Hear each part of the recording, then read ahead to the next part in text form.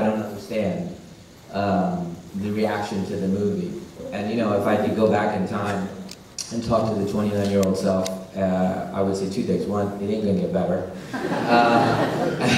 And two, it's a context thing. And I've come to understand that it just simply is a context thing. You know, if you introduce singing one song, no matter how the quality of the next song you sing, if it's not the ballad that they heard, it's, you know, so it was judged by its scariness, and you know, and then judged like, oh, he does the only surprise endings, or he's a one-trick pony, or whatever it was at the time. That was my issue.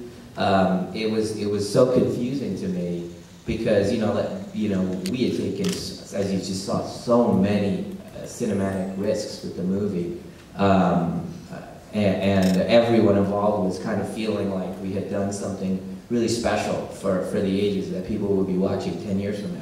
And when we first, like before we got an inkling that there was going to be a context problem, we screened it for Disney. I screened it for everybody at Disney, all the heads, everybody. And when the lights came up, they were like, "This is the best movie that's been made in the studio in 25 years."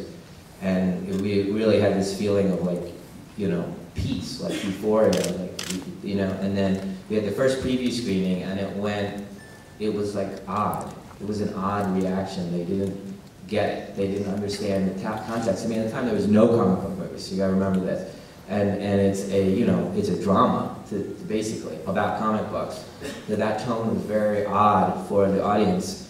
And then, you know, I guess the critics, for whatever reason, didn't see it at the time. But what was interesting that happened with it was I just said, you know, I felt ashamed of the movie.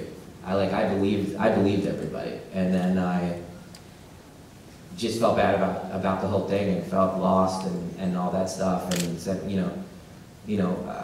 I mustn't be speaking a different language or something, because I don't, you know, these feel like as good as I can direct actors and think of shots and things like that, and use colors and, you know, all of the blocking and all. And so today I was like crying watching it, you know, and feeling so happy about the risks that were taken, and sad that I didn't enjoy it at the time. I remember I went to Europe right after we opened it here, and in Europe they like loved it, and I didn't believe them by that point.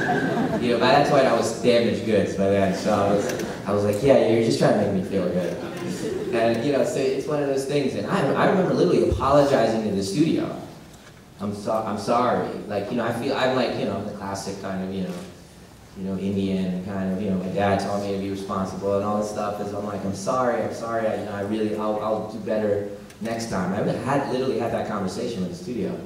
You know, and at the time, you know, I was feeling kind of oppressed by this new thing that was happening to me after Sixth Sense. I wrote it. The two movies were actually in the theater in the same year.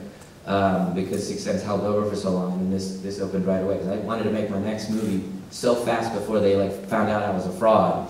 So I was like, we gotta get this made really quick. It was you know, I was burdened, and so David Dunn was burdened. I mean, all these movies are just